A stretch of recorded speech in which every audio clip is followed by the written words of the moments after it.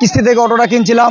আমাদের গরিব মানুষ, আমাদেরও তো মনে হচ্ছে 1 কেজি গরুর মাংস কিনে খাওয়ার জন্য, যে আমাদের পেটে লাথি দেওয়া, তাহলে ওনাদেরকে গদিতে থাকতে দেওয়া যাবে না। না না না, আমরা কোনো ছাত্রলীগ মাত্রলীগ আমরা কোনো দল মত নিয়ে আমরা কোনো করতে চাই না। আমরা পেটের দায় আইছি ভাই, আমরা রিস্কার শ্রমিক। আজকে 3 দিন যাবত গাড়ি আমাদের বন্ধ হয়ে যাওয়ার কারণে ঠিকমতো খাওয়া দাওয়া বা বউ বাচ্চাদেরকে ঠিকমতো ভরণ পোষণ করা আমাদের পক্ষে এখন আর অসল হয়ে গেছে।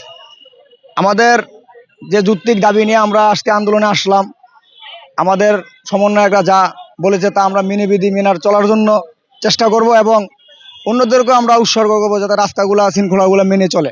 এখন বর্তমানে আলুর দাম 75 টাকা, 1 কেজি বেগুনের দাম 80 টাকা। এখন এরকম ভাবে যদি মনে করেন যে দ্রব্যমূল্যের দাম বেড়ে যায়, তাহলে সাধারণ 12 লক্ষ শ্রমিক ঢাকা সিটিতে, নগরীতে তারা তো অচল হয়ে যাবে। আবারও যদি অটো বন্ধ করে যায়, তাহলে এই দেশের মানুষ নিঃস্ব হয়ে যাবে। গরিব বেচবো না। যাদের 5 তলা বাড়ি আছে, গাড়ি আছে, ব্যাংক ব্যালেন্স আছে, তারাই যদি 1 কেজি গরুর মাংস কিনে খেতে পারে, আমাদের গরিব মানুষ, আমাদেরও তো মনে হচ্ছে 1 কেজি গরুর মাংস কিনে খাওয়ার জন্য।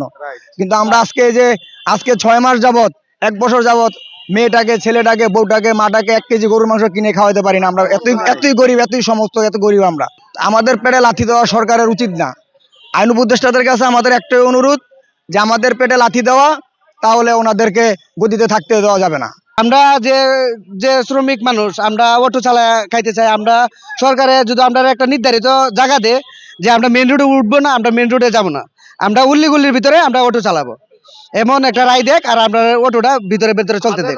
না না না, আমরা কোনো ছাত্রলীগ মাত্রলীগ আমরা কোনো দল মত নিয়ে আমরা কোনো করতে চাই না। আমরা পেটের দায় আইছি ভাই, আমরা রিস্কার শ্রমিক। আমরা দেশের কোনো ক্ষতি চাই না। আমরা চাই যে সরকার আমরা অতি বিলম্বে আমরা এটা মাইনা নেক, আমরা উল্লিগুলির ভিতরে চলতে দেখ। আমরা কোনো বিশৃঙ্খলা সৃষ্টি করতে চাই না। আমরা বিশৃঙ্খলা সৃষ্টি করলে আমরাও ক্ষতি, সরকারের ক্ষতি, আমরা দেশের ক্ষতি। আর আমরা এই যে আমরা বিশৃঙ্খলা আজকে বাড়ি থেকে আইছি, নাই রুজি নাই খাওয়া, আমার পোলাপানের কি করতে দিব? আমরা কি সারাদিন আমরা কি পকেট করতে আছে কোনো কাজে আইবো? আমরা আইবো না।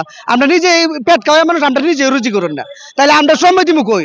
আমরা যে আন্দোলন করবো, আন্দোলন করারও তো টাইম নাই, কারণ আমরা ফের তো বাদ দিতে হইব, আমরা ফের তো বাদ নাই। তাহলে আমরা কি সবসময় আন্দোলন করব? আমরা আন্দোলন করতে চাই না, সরকারের কাছে এটাই আবেদন। আমরা অতি তাড়াতাড়ি আমরা অটোটা খুলে দেওয়া।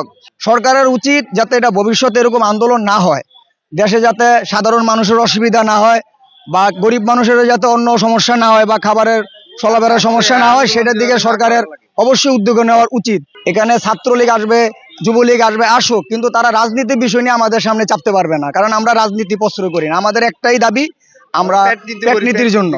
আমাদের ওই যে যারা ছাত্রলীগ, যুবলীগ এসে আমাদের সংগঠনে একটা উচ্ছৃঙ্খল সৃষ্টি করবে, তাদেরকেও আমরা ছাড় দিব না। আর আমরা তাদেরকে আমাদের কাছে প্রশ্রয় দেবো না, কারণ আমরা এক ফেসিবাদ লড়িয়ে দিয়ে যদি আরেক ফেসিবাদকে আমরা প্রশ্রয় দেই, তাহলে তো আমরাও তো শান্তিতে থাকতে পারবো না।